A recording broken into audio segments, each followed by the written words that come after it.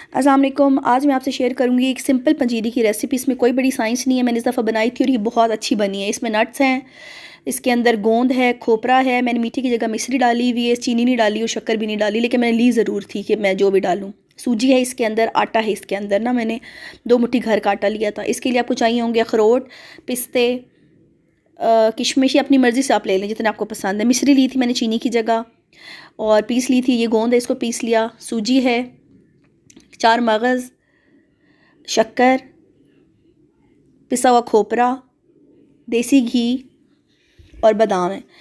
अब ये मेरे पास एक कढ़ाई पड़ी है, ये नॉन स्टिक पैन ख़राब हो चुका हुआ है। एनीवेज़, इसके अंदर मैंने ये देसी घी डाल के क्या करना है कि सारे ड्राई फ्रूट्स को पहले फ्राई कर लूँगी इसके अंदर।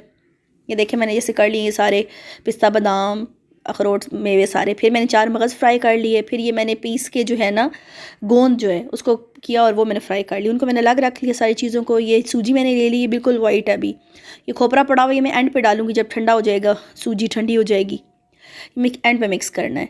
अच्छा, ये सूजी मैंने फ्राई करना शुरू कर दिया है। ये मैंने स्लो आंच पे इसको फ्राई कर रही हूँ। मैंने 1.5 कप या मैं जितना आपको देसी घी पसंद है वो मैंने डाला उसके अंदर। मुझे थोड़ा सा ज़्यादा भी नहीं पसंद और मतलब इतना भी ना हो कि बिल्कुल फील ही ना हो।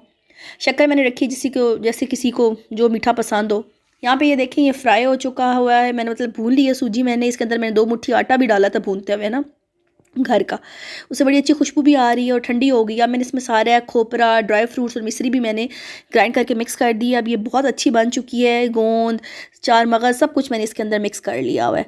और मीठे की जगह मैंने चीनी भी नहीं डाली, शक्कर भी नहीं डाली, मैंने मिश्री डाली हुई। आपकी भी मर्ज़ी है, बनाइएगा, बहुत ईजी है। सिर्फ आपने सूजी भून के और उसके अंदर सारे ड्राई फ्रूट मिक्स कर देने हैं और खोपरा और मीठा।